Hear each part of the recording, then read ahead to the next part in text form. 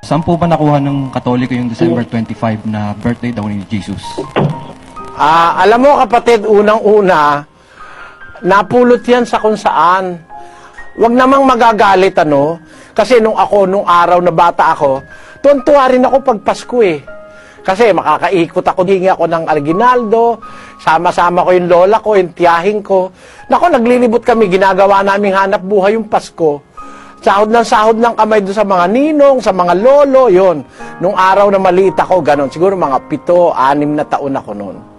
Pero nung makita ko kung saan ang galing yung 25 ng Disyembre, nanganganing-ngani ako eh. Ewan ko naintindihan niyo yung salitang nanganganing-ngani.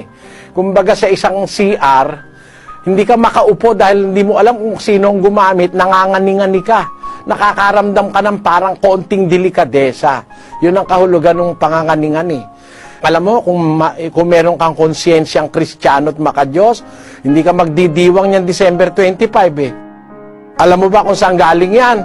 Basahin natin ang kasaysayan niyang December 25 sa Catholic Encyclopedia mismo. Hindi amin ito, hindi paninira ito. Ito'y gawa ng Katoliko sa volume 2, page 607, Brad Mel. Opo, ito ang sabi mismo ng aklat o Encyclopedia ng Katoliko. Christmas. The feast of the Savior's birth is called Christmas, the Mass of Christ.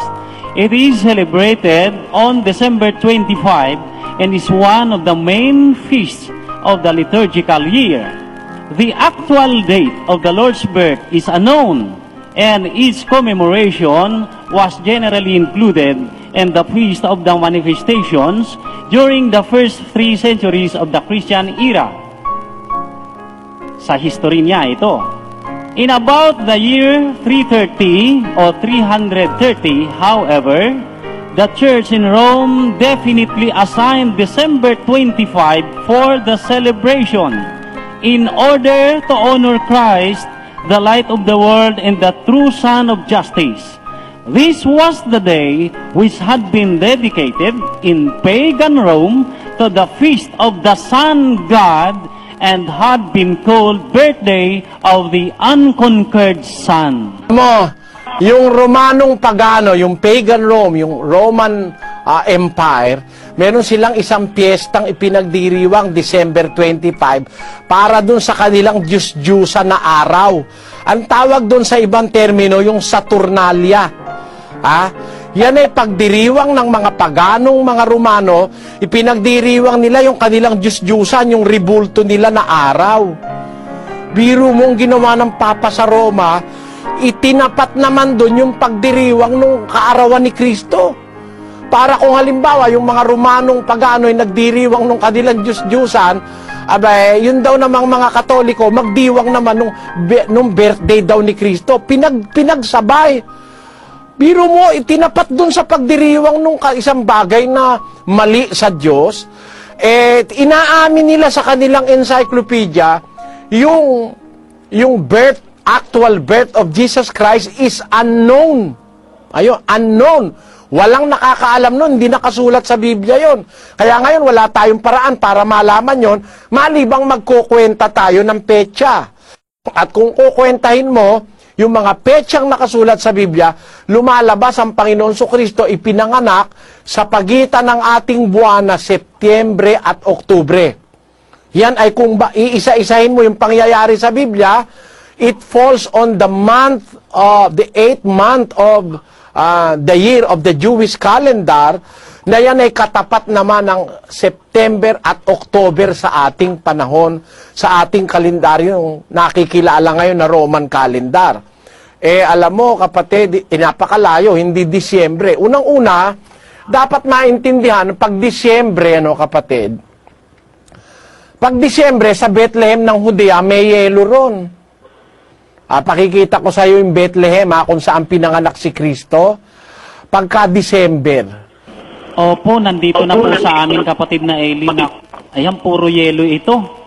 Oo, yan, puro yelo ito kapatid na Eli. Nakikita po namin dito sa mga picture dito. So, hindi December pinanganak si Kristo kasi nung ipanganak si Kristo, tignan nga natin nung ipanganak si Kristo kung anong senaryo sa Bethlehem. At kanyang ipinanganak ang panganay niyang anak na lalaki at ito'y binalot niya ng mga lampin at inihiga sa isang pasabsaban sapagkat wala ng lugar para sa kanila sa tuluyan. At may mga pastor ng tupa sa lupain ding yaon na nangasa parang na pinagpupuyatan sa gabi ang kanilang kawan. At tumayo sa tabi nila ang isang anghel ng Panginoon at ang kaluwalhatian ng Panginoon ay nagliwanag sa palibot nila at sila'y totoong nangatakot. At sinabi sa kanila ng anghel, "Huwag kayong mga takot, sapagkat narito, dinadalhan ko kayo ng mabubuting balita ng malaking kagalakan na siyang sasabuong bayan. Sapagkat ipinanganak sa inyo ngayon sa bayan ni David ang isang tagapagligtas na siya ang Kristo, ang Panginoon." Ano ba ang senaryo nung ipanganak si Kristo? Ipanganak pala siya, walang matuluyan yung mag-asawang Maria at Jose. Kaya sila'y napilitan na si Kristo ipanganak sa isang lugar ng kulungan ng hayop. At nung siya ipanganak, ibinalot siya ng lampi ni Maria, inihiga siya sa isang pasabsaban. Yun yung nilalagyan ng damo para kumakain ng damo yung mga hayop. Pero mapapansin mo, yung mga hayop wala sa loob. Wala sa loob ng kulungan. At kung merong kumakaing hayop doon, hindi naman ilalagay ni Maria yun si Jesus doon sa kung may kumakaing hayop dahil baka makagat yun nung kakain, di ba? Ibig sabihin, wala yung mga hayop doon. Asan yung mga hayop? Nasa labas sa bukid. Pinapastol ng mga tupa. At yung mga tupang nagpapastol, ang unang-unang binalitaan ng anghel na ipinanganak na sa bayan ni David ang Panginoon at tagapagligtas na si Kristo. At nung maibalita ng anghel, nagkantahan pa nga sila yung mga anghel kasama ng mga anghel sa langit. Ang kinanta nila, Gloria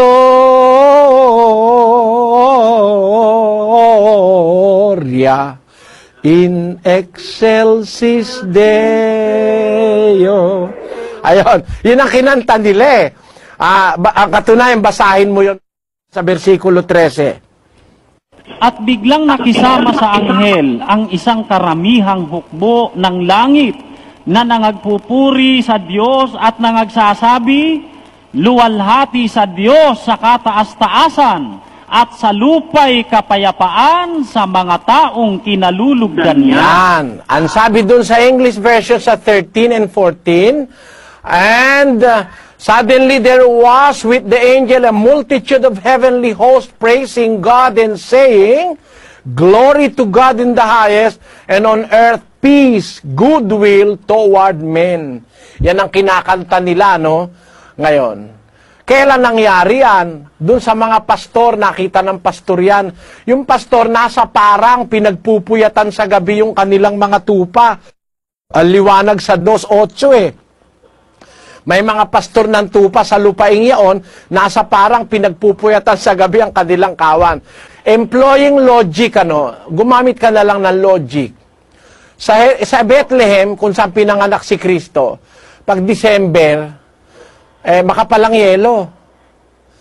Kung ikaw yung pastor ng tupa, ilalabas mo ba yung mga tupa mo? Pag December, wala namang damo kundi puro yelo. So, hindi nangyari yan ng December.